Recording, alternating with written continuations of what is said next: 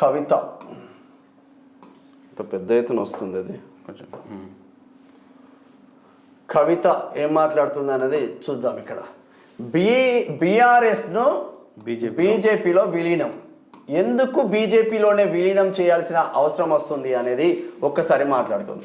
BRS party కవిత పైన కంప్లీట్గా Delhi liquor scam case నడుస్తూ ఉంది కవిత పైన. ఒకటి.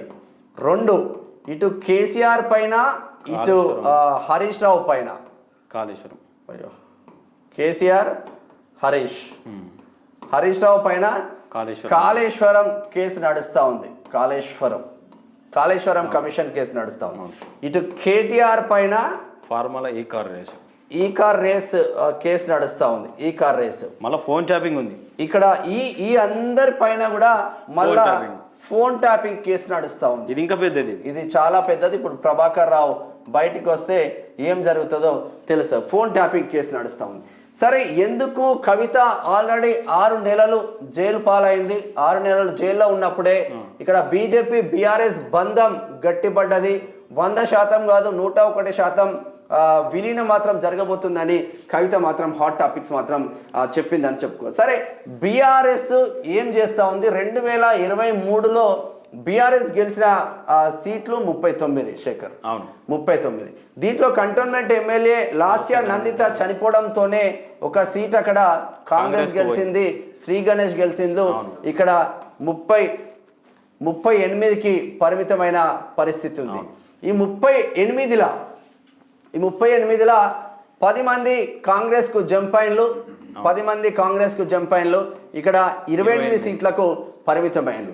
28 సీట్లు ఆల్రెడీ 10 మంది కాంగ్రెస్కు జంప్ అయిన్లు కాబట్టి ఇంకొక 16 మంది కనుక కాంగ్రెస్కు జంప్ అయితే ఇక్కడ బీఆర్ఎస్ ఎల్పీ అనేది లేకుండా పోతుంది. బీఆర్ఎస్ ఎల్పీ మొత్తం కాంగ్రెస్ లో విలీనం అవుతుంది. కాంగ్రెస్ లో విలీనం అయితే కంప్లీట్ గా ఇక్కడ కేసీఆర్ ఫెయిల్ అయిన చర్చ జరుగుతుంది. కాబట్టి ఇది ముందుగానే ఈ కేసులను తట్టుకొని ఈ కేసుల కోసమైనా, లేదు అంటే ఉన్న ఇజ్జతి కాపాడుకోవడం కోసమైనా ఇక్కడ కంప్లీట్గా విలీనం చేస్తే అయిపోతుంది. బీఆర్ఎస్ బీజేపీ కలిస్తే మళ్ళా అధికారంలోకి మనం రావచ్చు, కాంగ్రెస్ను కొట్టొచ్చు అన్న కేసీఆర్ నరేంద్ర మోడీ ఆలోచనలు ఉన్నట్టు తెలుస్తూ ఉన్నాయి.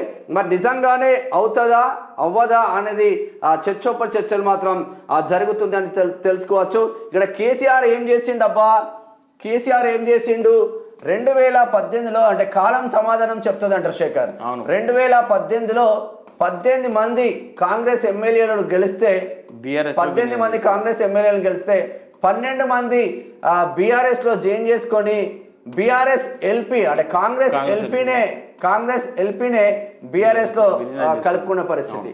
సరే, 2023కి వచ్చేసరికి ఏం జరుగుతుంది? రేవంత్ రెడ్డి ఏం ప్లాన్ చేసిండు? ఆల్రెడీ 10 మంది బీఆర్ఎస్ నుంచి తీసుకున్నాడు, ఇంకొక 16 మందిని తీసేసుకుంటే ఇక్కడ బీఆర్ఎస్ ఎల్పీనే కాంగ్రెస్ లోకి జాయిన్ అయిన పరిస్థితి. మనం ఏది చేస్తే మనకు రిటర్న్ గిఫ్ట్ వస్తుంది అంటే ఇప్పుడు 2018 2023కే రిటర్న్ గిఫ్ట్ వచ్చింది కదా కేసీఆర్ కి. రాజకీయాలలో లేట్ గా రావచ్చు రిటర్న్ వచ్చింది. ఇప్పుడు కాలం సమాధానం చెప్తుంది. కర్మఫలం అనుభవించక తప్పదు అని పెద్దలు అంటారు. ఈ కర్మఫలమే కేసీఆర్ను కొట్టింది, కాలమే సమాధానం చెప్పింది అని కూడా చెప్పొచ్చు అన్న చర్చ మాత్రం జరుగుతూ ఉంది.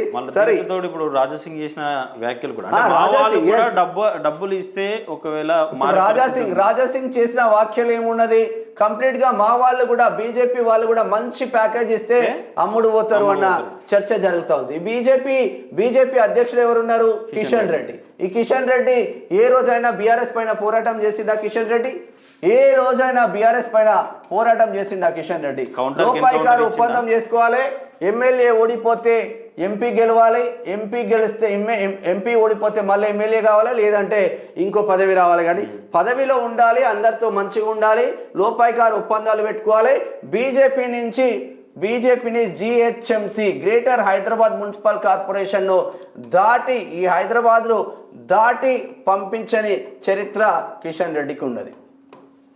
కనీసం ఇక్కడ బండి సంజయ్ ఛార్జ్ తీసుకున్న తర్వాత కంప్లీట్గా సరిపోతుంది. బండి ఛార్జ్ తీసుకున్న తర్వాత మంతని అడవుల్లో కావచ్చు, ములుగు అడవుల్లో కావచ్చు, ఆదిలాబాద్లో ఎమ్మెల్యే గెలిచిళ్ళు, నిర్మల్లో ఉమ్మడి నిజామాబాద్ జిల్లాలో గెలుస్తున్నారు. అన్ని జిల్లాలకు వెళ్ళిన పరిస్థితులు ఉన్నాయి. మరి ఇక్కడ కార్యకర్తలలో కూడా జోష్ పెరిగింది. సో ఏది ఏమైనా కేసీఆర్ ఆలోచన ఎటు పోతుందో అర్థం కాదు. కానీ మరి మనకైతే ఉన్నది ఉన్నట్టయితే చూసే ప్రయత్నం అయితే చేస్తాం. నిజంగానే కల్వకుంట్ల కవిత తను చేసిన వ్యాఖ్యలు నిజంగా ఎవరికైనా ఆవేదన వస్తే ఒకటేసారి బ్లాస్ట్ అయితే ఎవరు తట్టుకోలేరు. మనం ఏమనుకుంటామంటే మనమే గొప్పలం అనుకుంటాం. ప్రతిదీ నేను చేసిందే గొప్ప, నేను చేసిందే వేదం, నేను చేసిందే ధర్మం, నాకన్నా తోపెవడు అని 14 సంవత్సరాలు ఉద్యమం చేసిన కేసీఆర్ అనుకున్నాడు. 10 సంవత్సరాలు ముఖ్యమంత్రిగా ఉన్న కేసీఆర్ అనుకున్నాడు. చివరికి ఏమైంది? నీ దగ్గర అధికార పవర్తో కాంగ్రెస్ వాళ్ళను నువ్వు జాయిన్ చేసుకుంటే, కాంగ్రెస్ అధికార పవర్తో బీఆర్ఎస్ వాళ్ళను కాంగ్రెస్లో జాయిన్ చేసుకుంటే తప్పేముంది దీంట్లో?